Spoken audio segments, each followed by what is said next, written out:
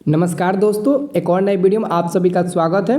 दोस्तों, इस वीडियो में हम आपको हिंदी का वीवीआई ऑब्जेक्टिव क्वेश्चंस बताने वाले हैं। अगर आप लोग 10वीं का एग्जाम इस बार देने वाले हैं तो वीडियो को लास्ट तक देखना और एक एक क्वेश्चंस को याद कर लेना। बजरंगबली का नाम लेना, एक ही बार में पूरा क्वेश्चन से याद हो जाएगा और पूरे क्वेश्चन को एकदम अच्छे से याद कर लेना, क्योंकि ये सब क्वेश्चन इंपॉर्टेंट है आपके एग्जाम के लिए। ठीक है, अगर आपको एग्जाम में अच्छे मार्क्स लाना है तो ऑब्जेक्टिव को अच्छे से अच्छे याद करने का प्रयास करो आप लोग। ठीक है, और आप लोग मेरे चैनल को सब्सक्राइब कर लेना। हम आपको सारे विषय का इंपॉर्टेंट ऑब्जेक्टिव क्वेश्चन दे देंगे, बस चैनल को सब्सक्राइब कर लेना। हम आपके मोबाइल पर नोटिस के मदद से भेज देंगे। ठीक है, तो देखो अगला क्वेश्चन, पहला नंबर क्वेश्चन है अमीरी में प्रत्यय है। तो अमीरी में दोस्तों प्रत्यय ई होता है। अमीरी में प्रत्यय क्या होता है? ई होता है। ये आपके व्याकरण का क्वेश्चन है। ठीक है, और जो दूसरा नंबर क्वेश्चन है अमराई का कुआं कहाँ है, ये आपके हिंदी वर्ण का क्वेश्चन है। ठीक है, अमराई का कुआं जो आपका मिलेगा वो रास्ते में मिलेगा, ये हिंदी वर्ण का क्वेश्चन है। ठीक है, तो आंसर आपका होगा ग नंबर वाला। अगला क्वेश्चन है आपका 3 नंबर कि पपत्ती की उम्र क्या थी। पपत्ती की उम्र 12 वर्ष थी और यह एक लड़की थी। पपत्ती एक लड़की का नाम है जो 12 वर्ष की थी। ठीक है, अब देखो अगला क्वेश्चन, सीता का मन भर आया। देखो सीता का मन तब भर आया जब उसकी बहुएं उनको परेशान करती थी, यानी कि बहुओं की कलह से सीता का मन भर आया। ठीक है, अगला क्वेश्चन है बाबा साहेब भीमराव अम्बेडकर का जन्म कब हुआ। तो याद रखना, बाबा साहेब भीमराव अम्बेडकर का जन्म 14 अप्रैल 1891 ईस्वी में महू मध्य प्रदेश में हुआ था और इनकी मृत्यु सन 1956 ईस्वी में दिल्ली में हुआ था। ठीक है, ये सब याद रखना। अगला क्वेश्चन आपका है 6 नंबर क्वेश्चन है कि बहादुर कहानी के रचयिता कौन है। बहादुर कहानी के रचयिता है मिस्टर अमरकांत ए नंबर वाला आंसर होगा। अगला क्वेश्चन है मैक्स मुलर के अनुसार सच्चे भारत का दर्शन कहाँ हो सकते हैं। मैक्स मुलर एक जर्मनी के रहने वाले एक व्यक्ति थे और ये जो बातें बोले थे कि सच्चे भारत का दर्शन कहाँ हो सकते हैं, तो हमारे ग्रामीण भारत में ही हो सकते हैं, उन्होंने ही यह बोला था। ठीक है, अगला क्वेश्चन आपको 8 नंबर देखने को मिलेगा कि पराभाव में कौन सा उपसर्ग है। तो देखो जी, प्रत्यय और उपसर्ग हम लोग पहले वाले को जुड़ते हैं, यानी कि पहले में जो जुड़कर नया शब्द बना दे उसे हम लोग उपसर्ग कहते हैं। तो अच्छे से देखो क्वेश्चन नंबर 8 को कि इसका आंसर आपका मिल जाएगा परा, क्योंकि दोस्तों अगर परा में अगर भाव जोड़ेंगे तो पराभाव क्या बनेगा, पराभव बनेगा। तो ये आपका प्रत्यय हो जाएगा और ये वाला आपका क्या हो जाएगा, उपसर्ग हो जाएगा। तो पर आपका उपसर्ग आंसर आपका मिलेगा बी नंबर वाला। ठीक है, अगला क्वेश्चन देखिए। अगला आपका क्वेश्चन है 9 नंबर क्वेश्चन है मंगमा को किससे विवाद था। मंगमा को अपने बहू के साथ लेकर विवाद था और किस बात को लेकर विवाद था, यह क्वेश्चंस 2 नंबर में 5 नंबर में पूछे जाते हैं। ठीक है, अगला क्वेश्चन है 10 नंबर कि सीता क्या देखकर रुआंसू हो गई। सीता क्या देखकर रुआंसू हो गई, बिछावन, घर, चप्पल या फिर ओढ़ना। नहीं, सीता घर देखकर रुआंसू हो गई। 10 का आंसर क्या मिलेगा, नहीं ओढ़ना देखकर, शायद इसका आंसर घर नहीं होगा। ठीक है, एक मिनट, सीता क्या देखकर रुआंसू हो गई, चप्पल, बिछावन नहीं होगा, चप्पल भी नहीं होगा, ओढ़ना शायद इसका आंसर सही है, घर ही होगा, क्योंकि घर में जो माहौल था उसी को देखकर सीता रुआंसू हुई थी। ठीक है, घर के माहौल को देखकर। अब देखो अगला क्वेश्चन, क्योंकि घर का माहौल अच्छा नहीं था।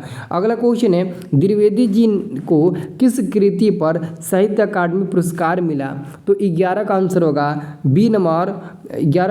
बी नंबर आलोक पर्व पर। ठीक है, अब देखो अगला क्वेश्चन, वेतमा कहाँ है। तो 12 का आंसर होगा ग नंबर इंदौर के समीप है। कहाँ पर है, इंदौर कहाँ है, मध्य प्रदेश में। ठीक है, अगला क्वेश्चन आपको बताना है कि शुद्ध शब्द है। शुद्ध शब्द क्या है, आप इसमें से पहचानो कि शुद्ध शब्द क्या है। तो आप गौर से देखो, ऑप्शन नंबर सी को गौर से देखो। अनुकूल को हम लोग ऐसे ही लिखते हैं, और ये वाला नू और ये वाला कु और अनुकूल को हम लोग ऐसे ही लिखते हैं। यही आपका सही शब्द है, बाकी सब गलत है। ठीक है, अब देखो अगला क्वेश्चन, अभिषेक में उपसर्ग क्या है। तो मैंने अभी बताया कि जो पहले वाले जुड़ता है, जैसे अभिषेक में अभी और हम प्लस से कर दे, प्लस अगर से कर दे तो ये वाला आपका जो होगा अभी, ये आपका उपसर्ग का काम करेगा।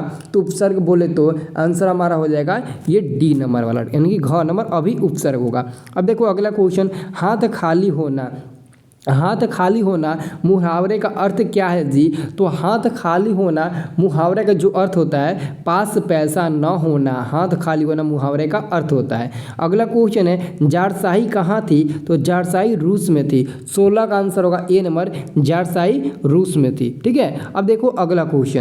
अगला क्वेश्चन क्या है? अगला क्वेश्चन है, दोहा कोश किसकी रचना है? तो सरहपाद जी की है। आंसर होगा ए नंबर वाला, दोहा कोश सरहपाद जी की रचना है। अगला क्वेश्चन है 18 नंबर, अबिन्यो किस नदी पर स्थित है? अबिन्यो किस नदी पर स्थित है? तो अबिन्यो रोन नदी पर स्थित है। किस नदी पर? रोन नदी पर स्थित है। आंसर होगा ए नंबर वाला। अगला क्वेश्चन है 19 नंबर। 19 नंबर क्वेश्चन है कि मछली कहानी में किस वर्ग का जीवन वर्णित है? यानी कि मछली कहानी में किस वर्ग का जीवन वर्णित है? तो आंसर होगा 19 का सी नंबर वाला, मध्यम वर्ग का सी नंबर वाला। अगला क्वेश्चन है 20 नंबर। 20 नंबर प्रश्न है आपका कि बिरजू महाराज की ख्याति किस रूप में है? तो बिरजू महाराज की जो ख्याति है वो किस रूप में है दी? तो सहनाई वादक नहीं, नर्तक के रूप में उनकी ख्याति जो है वो नर्तक के रूप में है। अगला क्वेश्चन, भाववाचक संज्ञा का उदाहरण बताइए। भाववाचक संज्ञा, ठीक है, भाववाचक संज्ञा जैसे घड़ी, बहन, लकड़ी, यौवन। तो इसमें भाववाचक संज्ञा कौन सा होगा? तो बहन, लड़की और घड़ी ये तो होगा नहीं, आपका होगा यौवन। ठीक है, आंसर होगा ए नंबर वाला। ठीक है, अगला क्वेश्चन आपका है 22 नंबर। 22 नंबर क्वेश्चन है, आध्यात्मिक शिक्षा से गांधी जी का क्या तात्पर्य है? तो आंसर होगा ए नंबर वाला, हृदय की शिक्षा, ए नंबर वाला। अगला क्वेश्चन है, हिंदुस्तानी नाम सुनी अब ये सकुच लजात, यह पंक्ति किस कविता से उद्धत है? यानी कि उद्धृत किस कविता से है? तो 23 का हमारा आंसर होगा सर डी नंबर वाला, स्वदेशी से है। ठीक है, अगला क्वेश्चन हम लोगों का है कि रसखान किस विषय में सिद्ध थे? रसखान किस विषय में सिद्ध थे? तो 24 का जो हमारा आंसर होगा वो होगा ऑप्शन नंबर ए, सवैया छंद में। आंसर होगा ए नंबर वाला। अगला क्वेश्चन है, लखनऊ घराने के वंशज और 7वीं पीढ़ी के कलाकार है। तो 25 का जो हमारा आंसर होगा वो होगा बिस्मिल्लाह खां। आंसर होगा लास्ट वाला, बिस्मिल्लाह खां। ठीक है, इसको अच्छे से याद रखना। और ऐसे ही दोस्तों हम आपको सारे मतलब कि जो भी टॉपिक है और सारे जो क्या बोलते हैं सब्जेक्ट है, सभी का हम आपको ऑब्जेक्टिव वीवीआई बता देंगे। ठीक है।